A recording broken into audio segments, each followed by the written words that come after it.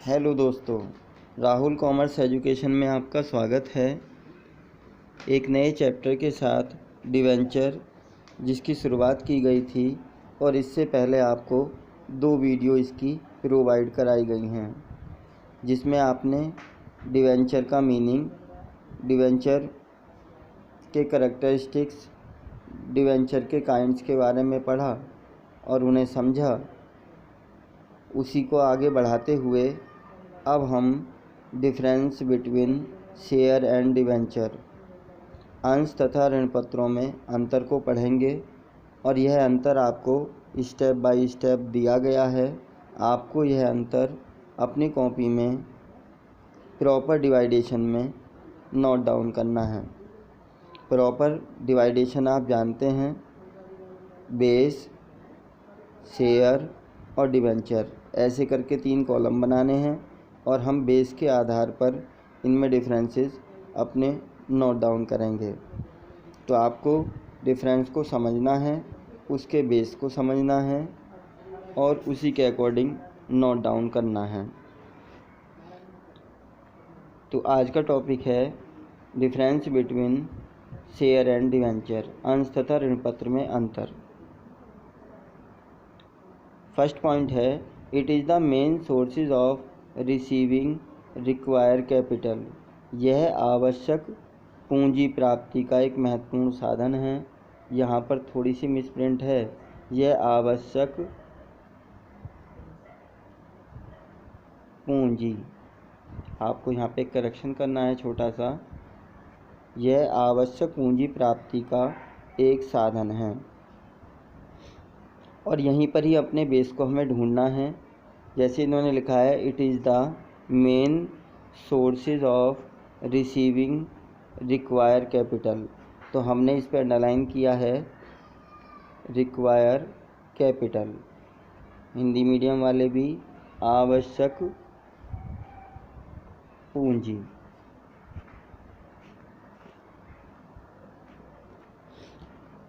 ऐसा करके हमने अपने बेस को बनाया है कि आवश्यक पूंजी प्राप्ति का साधन कौन है? अंश। सेकंड हमारा है, dividend is given on share. अंश पत्रों पर लाभांश की प्राप्ति होती है। तो अंश पत्रों पर लाभांश की प्राप्ति होती है, तो हमारा सेकंड पॉइंट हुआ लाभांश की प्राप्ति। तो इस तरीके से हमें बेस के कॉलम बनाने हैं। बेस में हमें लिखना है जिसके अकॉर्डिंग हम डिफरेंस कर रहे हैं। आप इस तरीके से समझ गए होंगे। अब हम इन अंतरों को समझते हैं। फर्स्ट ऑफ ऑल है, it is the main sources of receiving require capital. यह आवश्यक पूंजी प्राप्ति का एक महत्वपूर्ण साधन है। Second, dividend is given on share. अंश पत्रों पर लाभांश की प्राप्ति होती है। थर्ड हमारा है, the holder of share is called share holder. The holder of share is called share holder. मैंने ज़्यादातर जो आपके बेस बनने हैं उन पे मैंने अंडरलाइन की हुई है। अंशों का धारक अंशधारी कहलाता है या अंशधारक कहलाता है। नेक्स्ट हमारा है, rate of dividend is fix और अनफिक्स। लाभांश की दर निश्चित अनिश्चित होती है। निश्चित तथा अनिश्चित। लाभांश की दर निश्चित भी होती है और परिवर्तनशील भी होती है, जिनमें परिवर्तन पाया जाता है। तो आप जानते हैं कि हमारे जो अंश 2 प्रकार के हैं, समतांश और पूर्वाधिकार अंश, इनमें लाभांश की दरों में भिन्नता पाई जाती है।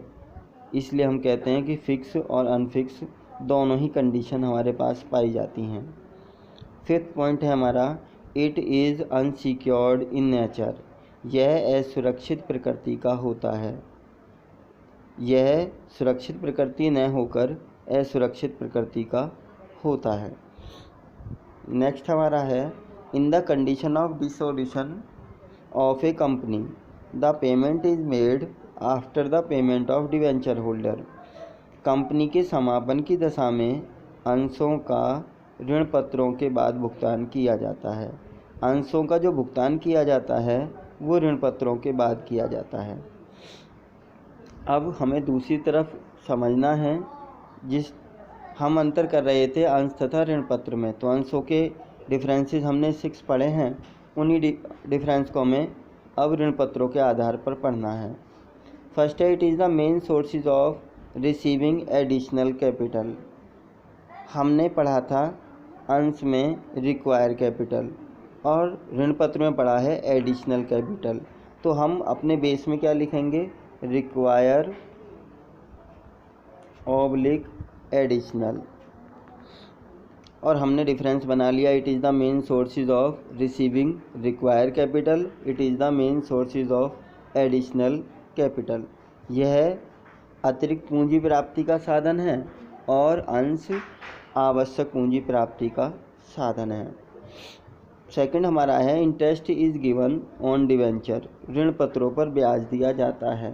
तो हमारा दूसरा बेस बना है लाभांश ऑब्लिक ब्याज।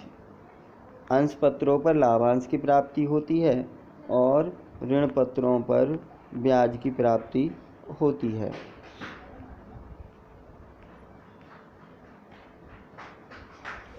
नेक्स्ट हमारा है, the holder of debenture is called debenture holder.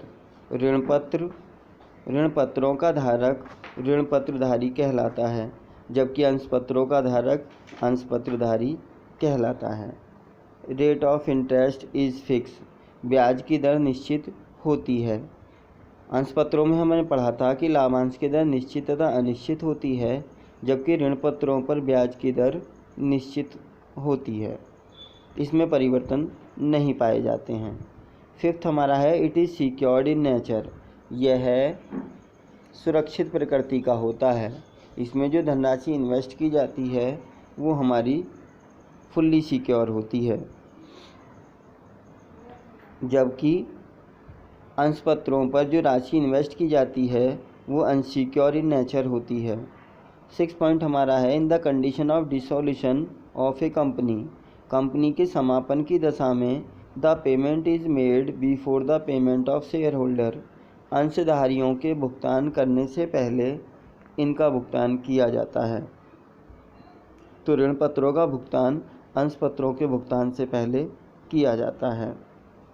इस प्रकार हमने अंश तथा ऋण पत्र के डिफरेंस के बारे में पढ़ा। सेकंड डिफरेंस हमारा है, difference between share holder and debenture holder. अंशधारी तथा ऋण पत्रधारी में अंतर। जब हमने अंश तथा ऋण पत्र के अंतर के बारे में पढ़ लिया है तो शायद हम इस अंतर को आसानी से समझ पाएंगे कि अंशधारी और ऋण पत्रधारियों में क्या अंतर है, और उसे भी हमें उसी तरीके से नोट डाउन करना है। First of all base, second shareholder और थर्ड डिवेंचर होल्डर।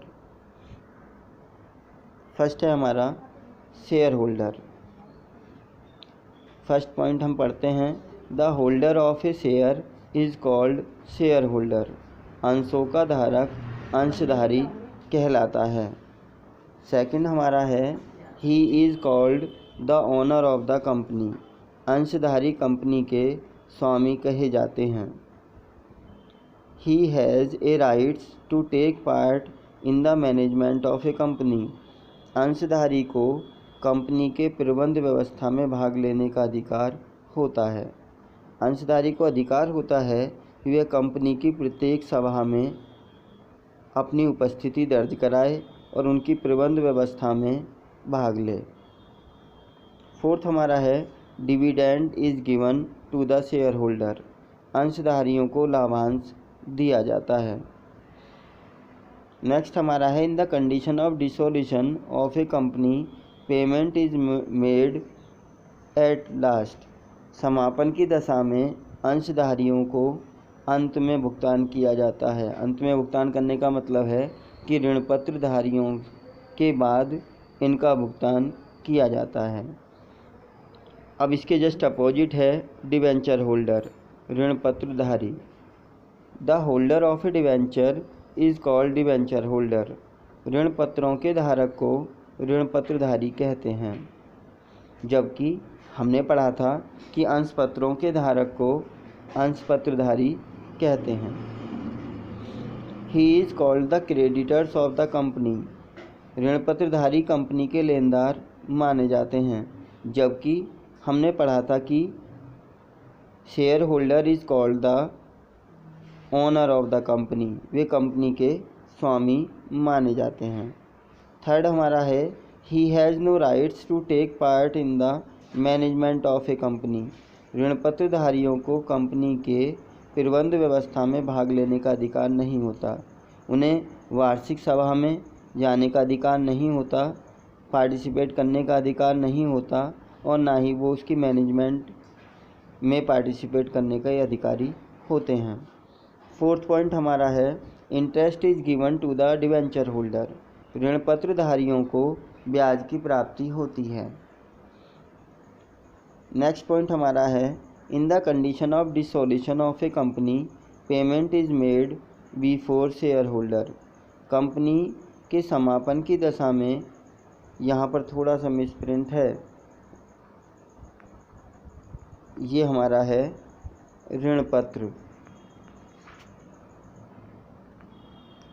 ऋणपत्रधारियों को अंशधारियों से पहले भुगतान किया जाता है। इस प्रकार हमने दो डिफरेंसेस के बारे में पढ़ा, difference between share and debenture, difference between share holder and debenture holder. Next video में हम पढ़ेंगे difference between dividend and interest, लाभांश और ब्याज में क्या अंतर है। तो दोस्तों, यदि आपको मेरा प्रयास अच्छा लगा हो तो ऐसी वीडियो आगे पाने के लिए चैनल को सब्सक्राइब करें, वीडियो को लाइक करें तथा ज़्यादा से ज़्यादा अपने दोस्तों में शेयर करें। धन्यवाद।